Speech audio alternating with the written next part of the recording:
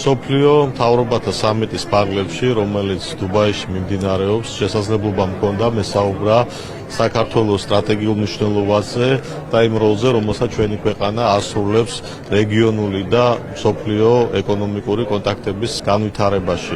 მე ჩემს გამოსვლაში ასევე მნიშვნელოვანი ყურადღება დაუთმე მოქალაქეებზე ორიენტირებული საჯარო სერვისების განვითარებას, ასევე ვისაუბრე ციფრული მმართველობის სტრატეგიაზე და იმ მნიშვნელოვან ინსტიტუციურ რეფორმებზე, რომლებიც ხორციელდება საქართველოში.